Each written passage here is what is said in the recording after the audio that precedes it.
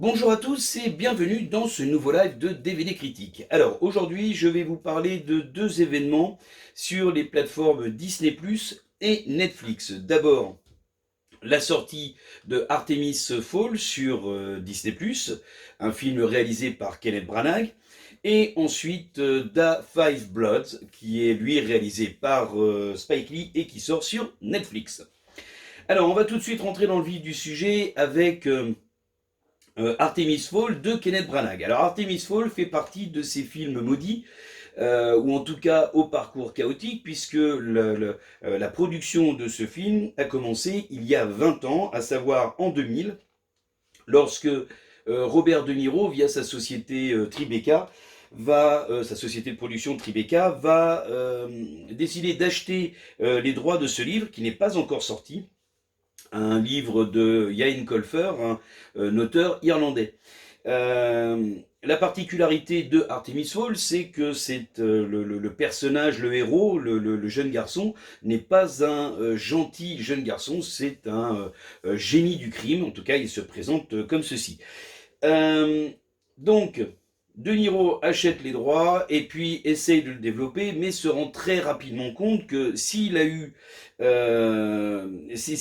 su voir le potentiel de ce bouquin, et notamment parce que le succès est planétaire, sa société de production n'a pas les reins suffisamment solides pour pouvoir assumer entièrement la production du film. Il va donc s'associer, là je rappelle qu'on est en début des années 2000, il va s'associer à Harvey Weinstein, qui est à l'époque patron de la société Miramax et qui vient d'être couronné par le succès et les Oscars décernés au film Shakespeare in Love. Au départ, donc, Miramax va développer plutôt le côté humoristique du film et va en donner la direction au réalisateur d'un film un peu obscur qui s'appelle Le Fils du Masque, qui était tout juste un film à oublier. Différents autres réalisateurs vont venir se succéder parce que à chaque fois l'orientation artistique autour du développement de ce film n'aboutira pas à quelque chose de satisfaisant.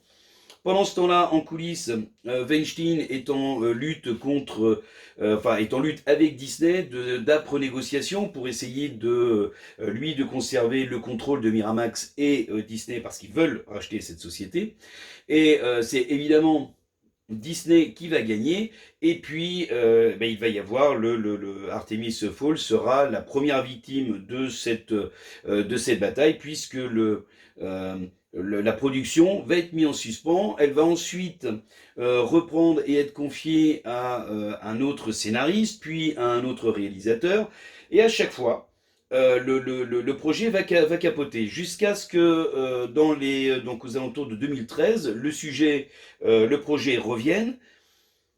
On amène Kenneth Branagh sur le tapis. Alors Kenneth Branagh, pour ceux qui ne le connaissent pas, c'est le réalisateur du Crime de l'Orient Express, mais c'est aussi l'un des acteurs de Harry Potter et la Chambre des Secrets. Donc Kenneth Branagh va développer le film, et le film était prévu sortir l'année dernière, sauf que il a été reculé pour des raisons d'agenda, et la sortie était prévue cette fois-ci sur ce premier semestre, sauf que le Covid s'invitant à la fête, eh bien le film a été reculé à une date ultérieure pour finalement arriver suite à la suggestion d'Ian Colfer, l'auteur du livre, sur la plateforme Disney+. Alors, est-ce que Artemis Fowl est une réussite ? Pour moi, qui suis un grand fan de Kenneth Branagh, notamment parce que j'aime beaucoup sa mise en scène, toujours très théâtrale, très shakespearienne, là, je trouve que le réalisateur se perd un peu trop dans les exigences de Disney. On se retrouve avec un film qui est certes agréable, mais un peu trop naïf à mon goût, et on a tendance à un peu lâcher prise, surtout si on a plus de 13 ou 14 ans. Après, pour les enfants, on arrive à un film qui pourrait très bien être dans la lignée des Cody Banks, Spy Kids de Roberto Rodriguez.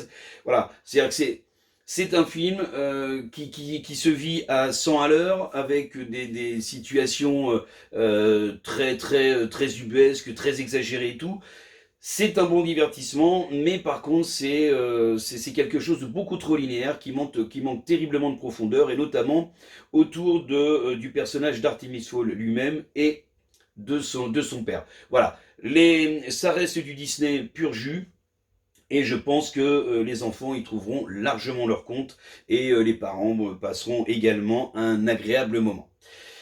Maintenant, on va passer, alors certainement le coup de cœur et le gros événement de cette semaine sur Netflix, c'est la sortie depuis vendredi de Da Five Bloods, le nouveau film de Spike Lee. Alors on le sait, Spike Lee est un réalisateur très engagé, notamment sur les droits civiques afro-américains. On l'a vu sur le précédent film Black Klansman.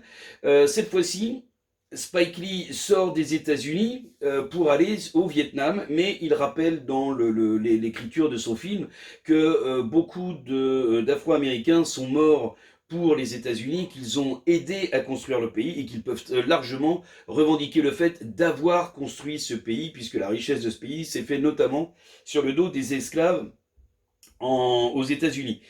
Le film se présente de deux manières. Il y a une partie très documentaire, et comme il avait fait avec la conclusion de Black Klansman, cette fois-ci c'est l'introduction et aussi évidemment la conclusion.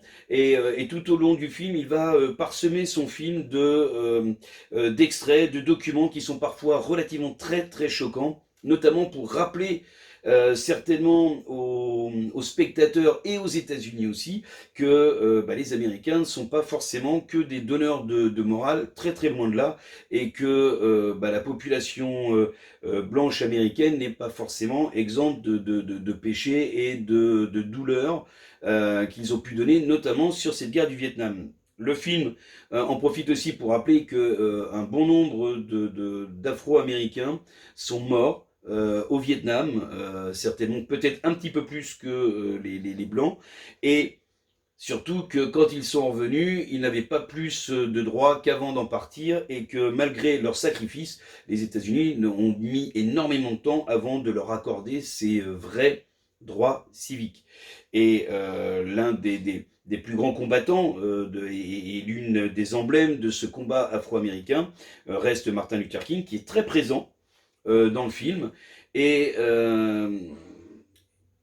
Spike Lee rappelle d'ailleurs que Martin Luther King, qui était un fervent opposant à la guerre du Vietnam, a été assassiné, euh, notamment en partie à cause de ça, mais aussi avec le combat qu'il menait.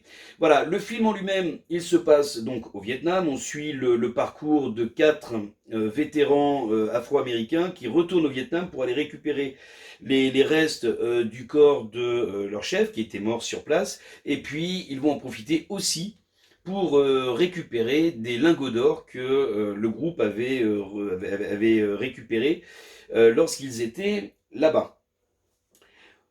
Sur cette partie-là, le film, c'est du Spike Lee pur jus, c'est-à-dire que c'est à la fois drôle, il y a toujours un discours qui vient opposer à la fois à la fois ce que peuvent ressentir ces Afro-Américains par rapport à leur place dans la société, mais c'est également aussi un film qui va montrer aussi que les Afro-Américains peuvent aussi avoir des excès, qu'ils ne sont pas non plus exempts de péché, mais par contre, ce qui est intéressant, c'est de voir à quel point cette guerre du Vietnam a broyé et a brisé un bon nombre de jeunes qui sont allés combattre là-bas pour différentes raisons. Et aussi, et c'est là où le film devient particulièrement intéressant, c'est que Spike Lee quand même oppose cette image des États-Unis et parce que les populations vietnamiennes de maintenant, qui peuvent toujours avoir un regard assez critique envers ce qu'ont fait les États-Unis sur place, et il va rajouter d'ailleurs dans ce film, il va mettre énormément de photos que ce soit la fameuse photo, la célèbre photo de cette petite fille brûlée au napalm, mais il va aussi mettre d'autres photos qui sont parfois très insoutenables, et il va le faire exprès parce qu'il y en a une, notamment quand il parle des enfants qui ont été tués par les GI, il va montrer des photos, puis il va les laisser suffisamment de temps pour qu'on comprenne et qu'on s'imprègne de ça. C'est aussi certainement un miroir à ce qui se passe actuellement aux États-Unis, à savoir des enfants afro-américains qui peuvent être également tués par la police, juste pour, soi-disant, respecter la loi. Voilà, c'est un film magnifique qui dure 2h35 que je vous conseille tous d'aller voir, particulièrement dans ce combat ou dans ce climat actuel, pardon, où on parle justement de la lutte contre le racisme et des droits de ces populations afro-américaines et noires en France. Voilà, vraiment, regardez ce film, c'est instructif et ça montre aussi à quel point tout le monde doit être en capacité de se regarder dans un miroir et de se dire, ouais, je respecte toutes les personnes, quelle que soit leur couleur, leur race et leur orientation sexuelle. Voilà. C'est tout pour aujourd'hui. Voilà, c'était un petit peu sérieux sur le Da Five Bloods, mais un film de Spike Lee, c'est toujours un film qui suscite un débat et qui suscite des émotions. Si vous voulez quelque chose de plus léger, eh bien regardez Artemis Fall. Voilà, c'est beaucoup plus léger, c'est peut-être moins bien réussi. J'espère qu'Kenneth Branagh, dans sa nouvelle adaptation d'un roman d'Agatha Christie qui est à venir prochainement, saura nous rappeler à quel point il est un très très grand réalisateur. Voilà, c'est fini pour aujourd'hui. Prenez soin de vous et à très bientôt.